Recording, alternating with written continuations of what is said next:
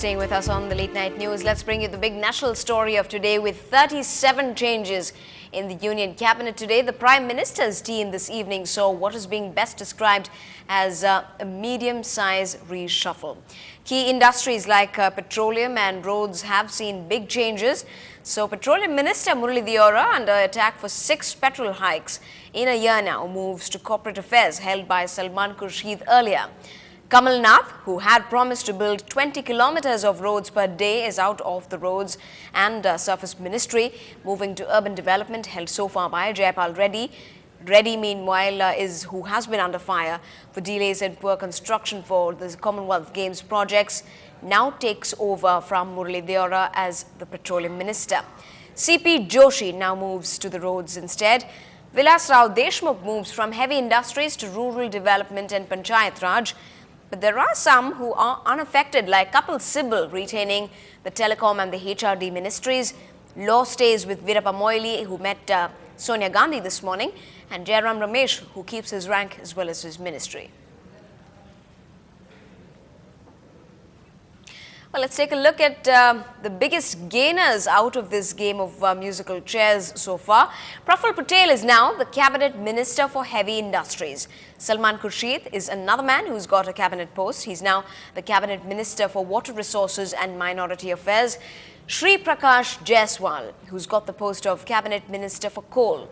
Ajay Makan is now the Minister of State, who is independent charge for sports, and KV Thomas, Minister of State, again independent charge for food and consumer affairs. So, speaking on the reshuffle after the swearing-in ceremony, Prime Minister Dr. Singh said it is a minor reshuffle and there will be a more expansive reshuffle after the budget.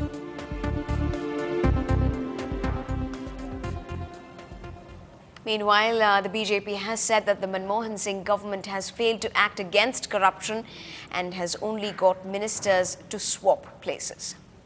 मंत्रियों के विभाग तो बदले गए हैं, लेकिन उनको drop करने की हिम्मत नहीं दिखा पाए हैं प्रधानमंत्री जी। सिर्फ एक भवन से दूसरे भवन मंत्रियों को ट्रांसफर किया है और भ्रष्टाचार से लड़ने में जो संदेश देना था उसमें पूरी तरह नाकामयाब रहा है उनका ये विस्तार। नहीं, उन्होंने प्रयास किया है, लेकिन उत्तर प्रदेश में भी कांग्रेस को कुछ भी कर लें, बिहार जैसा ही नतीजा उनको मिलने वाला है। But in the midst of all this, the two states that have got the best of this deal are Uttar Pradesh and Kerala. In fact, 2 ministers from Uttar Pradesh have got a promotion to the cabinet rank, Salman Khurshid and Sri Prakash Jaiswal. A new minister, Beni Prasad Verma, joins the cabinet as Minister of State. There are already 3 ministers of state from UP in the council currently. Speaking of Kerala, K.C. Venugopal is a new face in the cabinet. He is now the Minister of State for Power. He's of course filling in the Kerala quota in place of Shashi Tharoor. Thomas is promoted to Minister of State, independent charge, Consumer Affairs, Food and Public Distribution. Meanwhile, Vaila Ravi has gotten the additional charge of Civil Aviation. E. Ahmed getting External Affairs, and A.K. Antony with no change in his portfolio with Defence Ministry. Back to news from the state now. Villupuram district bore witness to some very shocking scenes at a bus depot today. A suitcase that held the head of a 25-year-old woman and the body of an infant was found this evening. The police force in the region was immediately alerted as it was found. The cops are still working out an investigation, but the identity of the two have not been established as of yet. This is not the first case of the suitcase murders in the state. In fact, last year, in a similar pattern, a little boy was murdered and packed away and dropped off at a bus stand in Nagapattinam. That was the result of an illegal affair that turned quite fatal. Our crime reporter Salim joined us with details of the police investigations that's going on currently in this case. The police stations across the state were alerted to look out for women and child missing cases. The driver and conductor are still in a state of shock.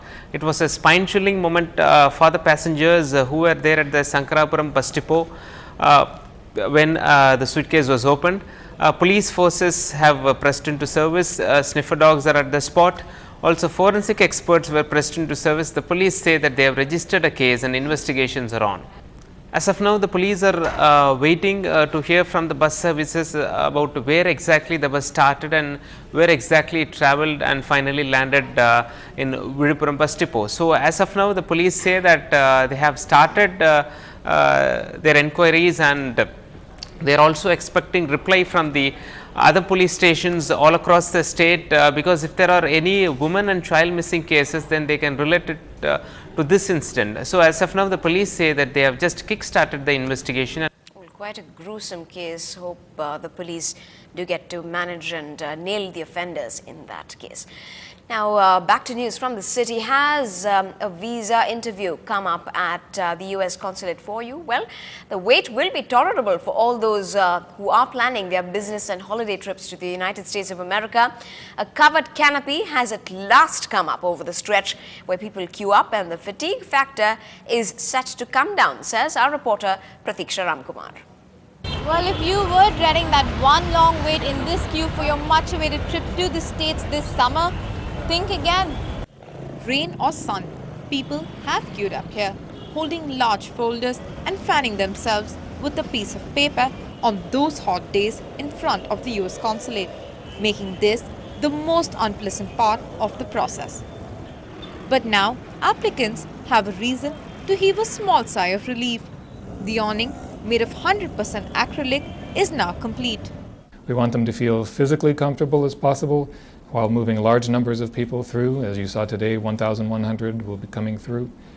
So we wanted to make sure that in our peak seasons, when we have large numbers of people coming through our doors, they're sheltered from the rain, from the wind, and from the sun.